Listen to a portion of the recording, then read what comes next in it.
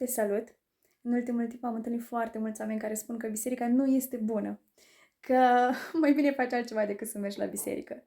Dar Biblia spune că biserica reprezintă mireasa lui Iisus Hristos, iar mireasa lui Iisus Hristos reprezintă oamenii. Dar totuși, ce înseamnă cu adevărat biserica și, de fapt, ce a făcut Iisus Hristos pentru această biserică? Ei bine, în Biblie găsim faptul că Iisus Hristos a murit și și-a dat viața pentru mireasa sa, adică pentru biserică, pentru oamenii care constituie biserica. Și pe lângă asta, după ce Iisus Hristos a murit, El a coborât în iad pentru ca noi oamenii să nu mai avem acces acolo. Și cu toate acestea ne-a oferit o viață veșnică. Ne-a oferit șansa de a avea parte de împărăția sa care este raiul. Deci, pe scurt, biserica merge în rai. Dar totuși, ce biserică? Ce oameni vor ajunge acolo?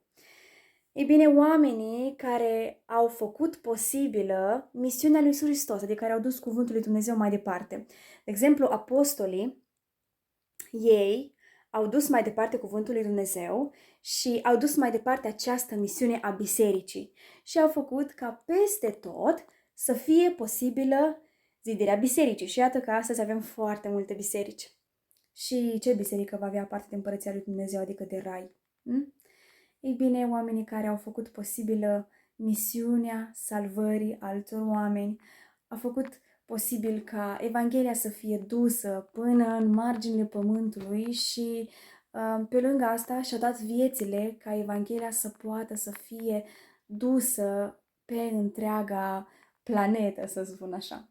Ei bine, acei oameni care au trăit conform cuvântului Dumnezeu, acei oameni care au avut dragoste, compasiune, milă, răbdare, acei oameni care nu au judecat și nu au cârtit, aceea reprezintă acea biserică vie care va învia și care va avea parte de împărăția lui Dumnezeu.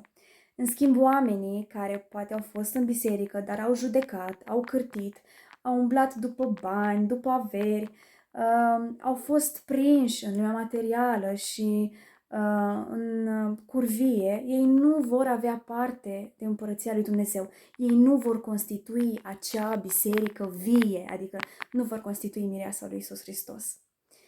Dacă vrei ca să fii cu adevărat parte a bisericii vii, dacă vrei cu adevărat să fii mireasa lui Iisus Hristos, testează-te, verifică, să vezi ce este în viața ta, dacă este mândrie, dacă este cârtire, dacă este alergare după bani, după avere, după agonisire, sau poate dacă este salvarea altor oameni, sau dacă este dorința de a putea ajuta pe cei din jur, sau dorința de a posti, sau de a te ruga pentru ceilalți, înseamnă că în viața ta va fi cu adevărat împărăția lui Dumnezeu. Testează-te și dacă ai întrebări în legătură cu acest subiect sau cu alte subiecte sau dacă vrei să-L cunoști pe Dumnezeu și nu știi cum, mă poți contacta și eu cu mare drag te pot ajuta ca în viața ta să fie cuvântul lui Dumnezeu și ca în viața ta să fie cu adevărat Dumnezeu. Dumnezeu să te binecuvinteze!